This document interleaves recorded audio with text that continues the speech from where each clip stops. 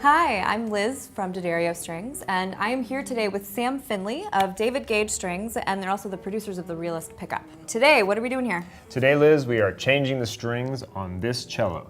This cello. This cello right here. Okay. Well, first you want to lay the cello on its back. That's important because you don't want to have a chance where the sound post moves around. On the lower strings, on the cello and the bass especially, when you remove the tension from the top, that can allow the sound post to move around, and if it's on its back, it really can't move around as much. So which string are you going to change first? I'm going to start, in this case, just doing one at a time. I'm going to start with the C string. So first we're going to reduce the tension on the peg all the way to the point where it's unwound and you can pull the string out. And we're going to follow that all the way down to the end, pulling it out of the tailpiece. So I'm going to set this string to the side and get a new string. How do you know which string to pull up? Well, D'Addario has this excellent color coding system, so you always know which string you're working with. In this case, violet will indicate that it's a C string, red is always a G string. And so we'll take this violet color, the C string, matching the same D'Addario Kaplan string that we took off this cello. And we're going to put this string into the tailpiece. Just threading the ball end through this fine tuner, and making sure that it's seated in there correctly, not off to one side.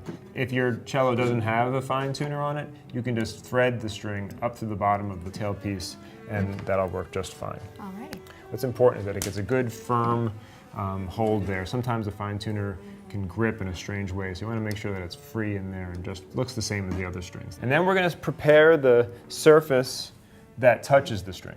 Okay. In this case, we're going to use just graphite from a pencil. So we put a little bit of graphite on the bridge and also here on the nut. And what does that do?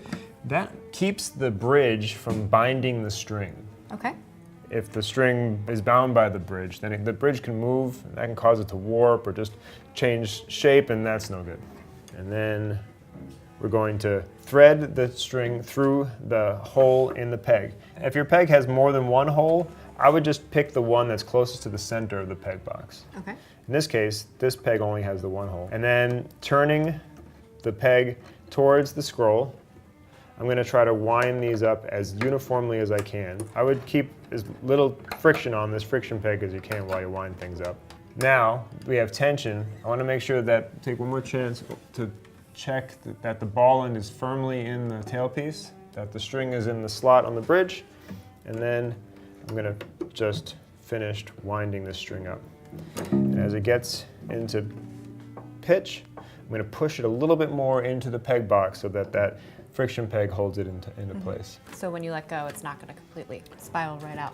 Right, and if you do that, if you put it in and you realize that it's moving a little bit, you can just tune it back up and then push a little bit farther in. And then we'll repeat that process for all the other strings. So now that we have changed all four strings, do you have any do's and don'ts to leave us with? I do. My first tip would be to make sure that you match the size of your string to the size of your instrument. If you don't know what size cello you play, then you should find out from your luthier or your local cello shop. They can measure it for you. What I'm saying here is that you don't want to put a 3/4 set of strings on a half-size cello. It just doesn't work the same way. The notes will be, the strings just won't function correctly. Okay. And after I've been playing on these strings for a while, how do I know when it's time to change them again? You look for a couple of things. Discoloration is a good first step. If they look a different color than they were when you bought them, then it's probably time for a new set. If they don't sound as good as they did when you first bought them, then it's probably time for a new set. For me, I'm always sensitive to the places around, like the nut and the bridge top. If the strings look like they're coming unbound or they look rough and ragged there, then it's probably time to get a new set. As a beginner, you can change your strings, once or twice. 4 times a year, but as you start to play more and more, you're going to have to change them more than that. Okay, cool. Well, thank you so much for showing us this today, Sam. It's been my pleasure. Alrighty.